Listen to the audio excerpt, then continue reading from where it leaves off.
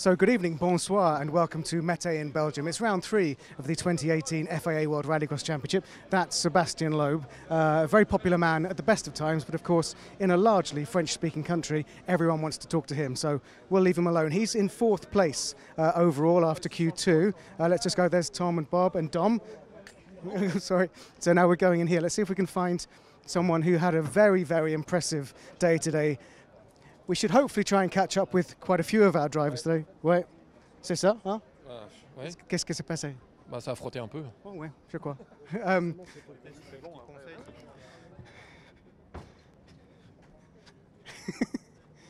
Look at that, like magic, Timmy appears. Timmy, first of all, did we interrupt you from eating food? Yeah, I just had one bite of my sandwich. Is that enough power for the rest of the night? I think I'm going to eat the rest after we finish here. So, Timmy, I think everyone who watches the highlights from today will be very impressed with your driving, especially in Q2. Talk us through that move, because we saw you take the Joker. It looked like it was a little bit wild, but it worked out perfectly. I do think actually I lost 1 or 2 tenths in the Joker, but the rest of the lap after was good enough to anyway catch this gap to Petter. And well, finally, when he came from the Joker and I was at the normal lap, I was at the inside. So it's kind of, I didn't have any other choice than to pass him. And, you know, when I have a gap like that, I'm going to go for it. Didn't have any other choice but to pass Petter Solberg, the 3-time FIA world champion. And it must have felt good because all 3 of the Peugeots are in the top 6 overnight, and you're sitting right up there at the top. You know, it is looking really good. Yeah, it is looking really good. I think it's one of our best days as a team because we have 3 cars in the top 6. That's 50%. I think it's super impressive what the guys here have built a car and how confident we all are in it and how we are able to perform when we need it. So this race, we just need to put it all together as well because Seb has been second 2 times in a row. And I have been up there in the mix for winning, so we just want to put it together and step on the top step of the podium. And I think there's a genuine, real chance and a real feeling that you could this weekend, because you've had bad luck, basically, in the first 2 rounds of the season, but it looks like you're maturing and able to kind of put that stuff behind you psychologically. Yeah, I agree, actually, that the things that I have been able to affect, those things have gone really, really well. Yeah. I think my worst qualifying this year so far is 4th or something. So it's been every time we're on track, we're there, we are in the top, and we are in the fight. So I think we just have to continue doing this, and you can't have bad luck forever or good luck. Like it turns at some point, and we hope it's this weekend. Good. Well, there's Sebastian Loeb. Hey, Seb. All good fun. So I'll let you go back to your sandwich. Okay. In fact, we'll follow you through and watch you eat your sandwich in a really creepy way. Let's just hover and just for about 5 minutes just watch him chewing. Tell us what's in the sandwich, Timmy. It's a ham and cheese sandwich prepared by our amazing kitchen crew. They are the best, actually. Very good. There we go. Ham and cheese. There's Kevin. How are you doing? I can't find my sandwich. That's my problem. Oh, sorry, I ate it. It's in here. Nips. Anyway, yeah, good job today. Thank you. Yeah, I had a few incidents. I got some penalties, so I don't know if I was rough today, but I enjoyed it a lot. So yeah. Last year, you had one of the biggest incidents of your life, your racing career. How easy is it to come back to this circuit and put that behind you? Because it can't be that easy, because you're not, you know, you're still very young. Yeah, it takes some time. On the practice, to be honest, I was very careful on the first lap to get used to this kind of track again. It's basically just driving around tire barriers as close as possible, and with the mistake last year, it took some time. And then, actually, again today, I had a similar mistake in the beginning, but I saved it. So then I backed up a few steps, so I need to come back with my confidence still a bit. But I think to P6 with what I had here last year is not so bad. So it takes some time. For sure, it's burnt into my memory, so it takes some time for sure. But I'm quite happy, actually. You should be happy, and it's great to see you guys doing so well today. Enjoy your sandwich, Timmy, and hope you find your sandwich. Yeah. Honestly, I hope you find it. I didn't really eat it. It's not me. Merci. So you press this, look, ouverture de porte, open door. Look at that. No, you go, oh. There's a man.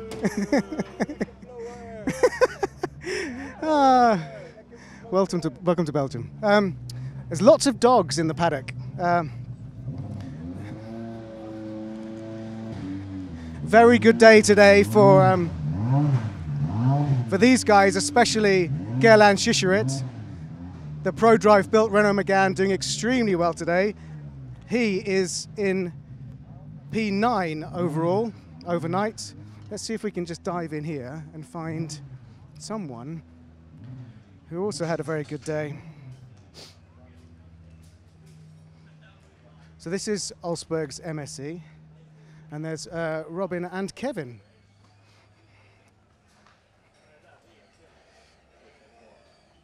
Well, this is quite exciting. I'm sure that you're doing very hard work, Kevin and Robin, but talk us through what you're watching and what's happening. Now this is Robin's Q2, so we just, I always like to watch not only me but Robin, the teammate as well, to just learn as much as possible and see everything. It's just good, and we don't really have so much other stuff to do, so it's a fun way to make the time go faster for tomorrow as well. And what can you gain from this with the data you're looking at? Will it help you to improve for Q3 and Q4 tomorrow? Yeah, of course. I mean, it's really helpful. We have this system that almost all teams are using, so it's very good. You can compare with your teammate, and usually you're not, you can always learn something from the other your teammates. So this is a very helpful tool for that. Very good. Okay, and I'm just going to move up this way to have a word with Robin. Robin, round 3 of the season, and you're in this team. You don't have to bring your own team every time now, and it seems like you're settling in, and a good day today. Yeah, we had a solid day. No mistakes or big mistakes. It's a small issues and small mistakes on the track, but that's why we're looking at this on the computer, so I can see where I can gain time and everything. So it's a last year I didn't look much at this thing, so I look at Kevin's computer and everything, so we learn from each other. Where he's fast, I try to be fast also, so that's good. You're both currently in the top 12 to go through to the semi-finals, but you're in your best position, I guess, I think, this season so far. Must give you some confidence and getting to grips with the new car, which is different to what you've driven before. Yeah, it feels pretty good this day. It's very tight in the intermediate, so we'll see. We hopefully have a good day tomorrow, and we keep the pace and work on the pace, so you can always be faster. And the top guys, it's really fast, so I got to work on everything, I think. And give us a sense from your perspective, both of you, if you don't mind jumping up, Kevin, so that it's not too weird that we're doing a lot of these different angles. That's it, good. Give us a sense what it is like, because today particularly the times are so tight, the margins are tiny, and of course you've got factory teams, factory Audis, factory Volkswagens, factory Peugeots. So how difficult is it for you to compete? And a lot of it is down to the talent of you two as amazing rallycross drivers, right? No, I mean, it's tough. I mean, but like you say, it's been actually very tight today. It's been 2, 3, 4 guys has been, one step more ahead, but otherwise it's been very tight. So, one mistake, you lose 2, 3 tenths, and you fell down to like P13, and yeah, that's how it should be as well. It should be like that. That's when it's fun. So you just wake up tomorrow and give it all again. And this circuit is such a classic rallycross circuit. I mean, how many times have you raced here before? 3, I think. So it's 2014 was the first time. So it's a tricky track. It's a lot of tire barriers and walls. So you need to be really into it. You can't do any mistakes. Then you crack the steering. So it's very precisely driving. So I don't like it, but it's very challenging. So it's really good to be a better driver, but you don't like it when you're struggling to find the speed, but it's fun also. And it seems to be very bumpy, like the tires are off the ground a lot. Yeah, I mean, it's a big curbs. It's a lot of chicanes, kind of like you need to find the confidence in the car and trust everything. It's concrete walls and it's a bit rough track as well. Unfortunately, I got a puncture now, which was cost me a lot, but that's how it is, and we all know about it, and I just hit a little bit wrong in one place. So it was just to do with contact with the ground, the puncture. Yeah, it was actually I kind of a little bit just touched the inside wall as well. So I was actually looking at that just before you came in, and I was like, how could I get a puncture from that? But I felt it directly, and yeah, it was my mistake. Okay, well then, wish you all the best tomorrow morning. I'll let you carry on looking. Can I press play? And ah, it's finished. No, it's actually finished. Never mind. Oh, there we go. Okay. Go.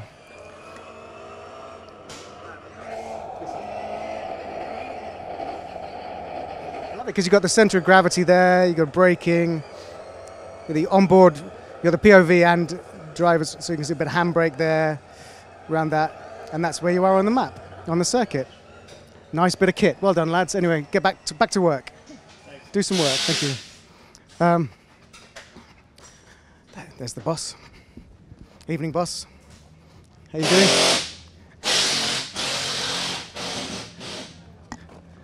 I'm not sure if you can do that, Karim, so I'll do that for you.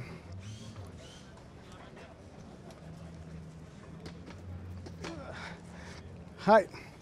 Right, where are we going now? Oh yes, let's go down here. So of course this weekend we have a European Rallycross Championship. So that's Thomas Brinterson and some of the Euro RX teams. Derek Tohill over there, that is actually Derek Tohill and his team. Now the winner of Q1 was Petter Solberg, he's further up there. Winner of Q2 was Matthias Ekstrom. Now I happen to know that these guys are in a briefing or a debrief, but let's have a little look.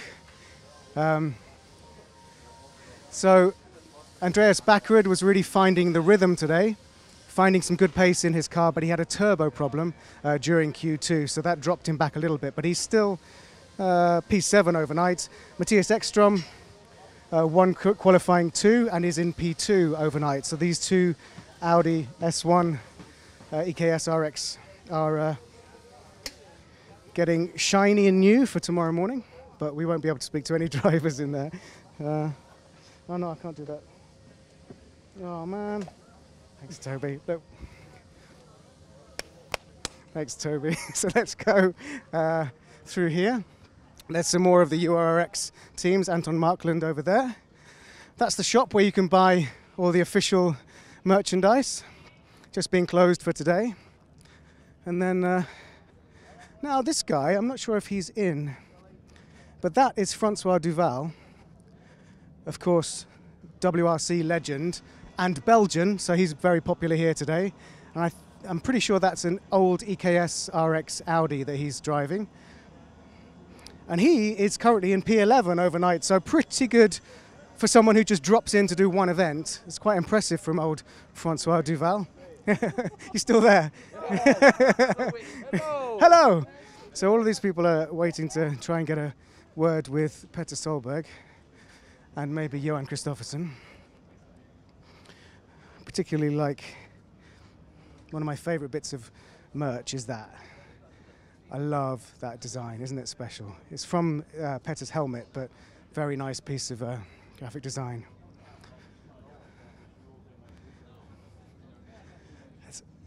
That's Hal Ridge and Johan Kristofferson. Are you in the middle of an interview? You actually doing some serious work? Or can we interrupt? Yeah, I am, yeah. Don't go away, Hal Ridge. But first of all, Johan Kristofferson, don't get up. How was today? It looked like it was a little bit tricky out there today. Yeah, it was a little bit tricky because I was starting again a little bit from the outside. Q1 was not the best track conditions for me. I was out in the first seat, and I had a good launch, but not good enough to be in front of Timmy. And then Q2 I had a good launch again, but again not good enough to be in front of Timmy. So yeah, I was stuck in the queue, and yeah, it's when you are behind in those hairpins and so on, and in the dust, I mean, you lose so much time. It feels like it's so slow. So yeah, it's complicated, but car feels good. So I'm looking for tomorrow morning. But again, Q2 brought me to position 5. So tomorrow morning is going to be grid slot 5 again, but we'll see. Well, we know what you can do when you have a clear track. You're pretty much unbeatable last year and so far this year when there's no one getting in your way.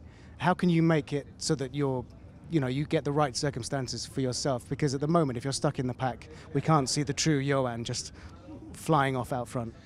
No, that's what I have to sleep on, I think, and then figure out for tomorrow. But basically, you need a very good launch, or you need a mistake from some of the other guys to be able to get in front when you're starting from the outside. But I mean, I will try to do my best, and maybe tomorrow it will be some rain, wet conditions, and wet conditions used to be a little bit easier to make a better start than the others. Dry conditions used to be quite similar. But we will see. I mean, if it's dry, we'll take dry. If it's wet, we'll take wet. And what about snow? Snow, we'll take snow. All right, well, I'll leave you to talk to Rallycross genius Hal Ridge there. You carry on. Sorry to interrupt. Now, technically at PSRX right now, this is media time. So that's what is happening here. It's media time. Sorry, we're just live on. Do you mind if we interrupt just briefly? I think they don't have the balls to say no, do they? They could, though, if they wanted to. Petter, it must feel nice to reach the end of Saturday as top qualifier. It's a good feeling. We just have a chat about it now, and yeah, for sure we have taken a little bit risk with the setup to go a little bit further to develop. I used my free practice yesterday to actually develop the car a little bit with my engineer to make it better what we are missing. So it's, you know, we maybe should have more testing to do that, but I think we went in the right direction. What have you changed? Give us an idea. It's so many things, so I don't want to even start, you know, to be honest with you. One thing. It's everything, you know. So that's on free practice and stuff. You maybe lose the time and stuff, but when you know something good is in there, you just have to find it and work with it. And I think we are gone forward with it because we saw Peugeot and Audi was very fast. So you can never stop. You know, they are pushing massively. You know, to fight. So we have to increase our level. But end of the day, lucky in the last hit for sure with the bent steering arm, strong steering arms for sure, but difficult to drive. We went safe with the driving to not break it. So I'm very happy. And was it a surprise to see Timmy catapult past you in that last corner? Not really. With the driving I did there in that heat, I was thinking it should happen before or it should be much further forward. But I cope with it in a safe way to not, if the steering arm broke, you know, you are finished with the whole race. So it's quite rough in some parts with the jumps and bumps. So you have to calm down. Some places I was 15 kilometers slower than what I had in Q1. So it was more about surviving and end up, you know, top 5, top 6 is okay. And I was top 3 in the qualifying there, so it was actually better than I expected. So look on the inboard is quite tricky. We'll have a look at the onboard. And finally, I'll let you get back to these guys. It would be great to see you on the top step of the podium again because it's been a while. Yeah, it's been looking good. You know, Barcelona looked good. Portugal, I'm on podium. I was happy with that. But when you have a little bit bigger one like in Barcelona, you lose a lot of points. So yeah, we have the speed. We just I had a little bit luck now, so I hope my luck will also continue a little bit, but not be too greedy anyway. You know, it's very important to have the consistent points in, and I will not go into crazy fights to do it. But like he said, the win will come when it's right. Well, let's hope it's tomorrow. Thanks, Petter. Thank you. Okay, so we'll leave you to it. Merci. They're still there. They're still there. Look. Okay, we're just live on Facebook at the moment. Nice to see Ken. That was Ken, who used to work up until the end of last year with the Hoonigan team. Yeah, waving an old shirt. So let's go outside and look. This place has been absolutely packed with fans today. Huge numbers here at Mette for the Belgian round of the 2018 FIA World Rallycross Championship. It's always a great crowd here. It's such a historic circuit. They've been rallycrossing here since the 70s. So that's it. The sun is setting. Make sure you are across all our social media, #WorldRX. And the live racing tomorrow is guaranteed to be spectacular. Everyone's super tight, up in the top 10, top 12. So make sure you watch it if you've got it on TV. If you've got the live stream, just watch it. See you. Cheers. And it's great that Andrew Coley has his fan club here in Belgium. Can you all turn around so we can see all of them? Here. Oh, you have to take the backpacks off. There we go. The only thing we don't want is for you to take your trousers off. There we go. So, so a big what's up to Andrew Coley. Thank you for watching. We'll see you tomorrow for all the action.